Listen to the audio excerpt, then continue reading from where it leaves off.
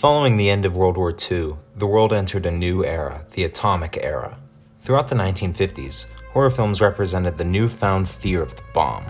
When it comes to horror in the 1950s, almost all share common themes: the fear of the atom bomb and the fear of outsiders.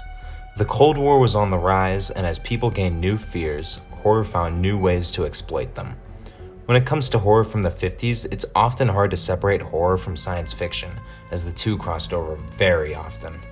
In the 1950s, Universal had their final monster, the last series of films within the Universal horror cycle, The Creature from the Black Lagoon. These films implemented new, revolutionary underwater filming techniques and existed as the major inspiration for Jaws. In 1952, RKO re-released King Kong back into theaters. This rerun of Kong was a huge event, going so far to make more money than the film did in 1933. When this happened, it sparked a huge new wave within Hollywood and around the world. Suddenly, the filmmakers who grew up watching King Kong and had memories of it were newly inspired. Throw in a dash of radiation and you have yourself a giant monster craze. Giant reptiles, giant bugs, and of course, the king of the monsters, Godzilla.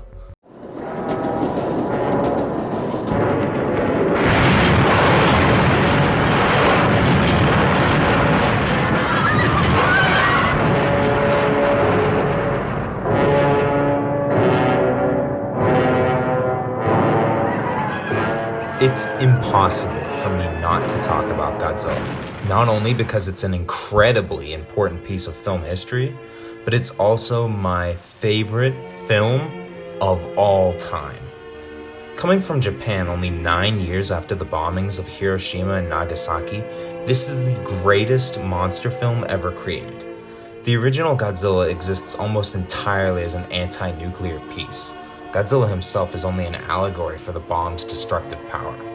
This film is ridiculously dark and one of the most depressing films of all time. From the dark atmosphere, to Godzilla's destruction scenes, to the hospital full of dead bodies, to the mother in the alleyway with her children, to the schoolgirl choir singing a prayer for peace, to the oxygen destroyer, every single scene is incredibly haunting. This film would go on to create a new genre of film, the kaiju genre, which is often referred to as tokusatsu. This genre would exist as a unique hybrid of horror, science fiction, and fantasy, and would have tons of unique techniques for effects. After all the years of radioactive frights, it was time for the classic monsters to make their return. It was Hammer time. Hammer was a small studio based out of the UK.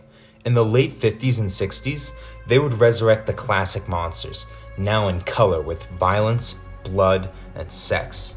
These films are awesome and push the boundaries of horror at the time. These films would primarily star Peter Cushing and Christopher Lee, the best Dr. Frankenstein and the best Dracula of all time. There's a ton of Hammer films, but the two that are the most important to see are The Curse of Frankenstein and The Horror of Dracula. Horror was starting to gain a major foothold within film. In the 1960s, horror would start to dabble into new territories. The 60s were all about counterculture, and so too was the horror of the decade. It's not as if she were a maniac, a raving thing. She just goes a little mad sometimes. We all go a little mad sometimes. In 1960, Alfred Hitchcock would release his famed masterpiece, Psycho. I don't want to spoil what goes down in Psycho, but Psycho opened up a whole new controversial door. For the first time, films depicted real-life psychopaths rather than monsters from far-off tales. Psycho also serves as a major inspiration for Halloween, the film that started the slasher genre. Real-life violence had made its way into horror, with a trend that would continue throughout the 1960s and the rest of horror history. Well, you used to really be scared here. Johnny! You're still afraid. Stop it now, I mean it. They're coming to get you, Barbara. In 1968, Pittsburgh filmmaker George Romero would release what is quite possibly the most important horror film ever made, Night of the Living Dead. The effect this film had was unreal. This film was beyond revolutionary. It jump-started the entire zombie genre. This film was also extremely controversial at the time for having a black lead during the height of the civil rights movement. George Romero was an independent filmmaker, so one of the major things that Night of the Living Dead did was prove that independent filmmakers could make great films, especially horror.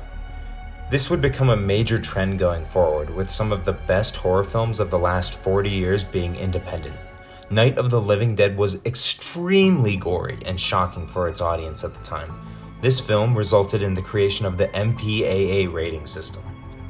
When Night of the Living Dead released, the old days of horror had ended. The world had entered the Bronze Age of horror, which progressed into the modern age. Though horror has evolved a lot since 1968, it all goes back to those first 48 years, from Caligari to Night of the Living Dead.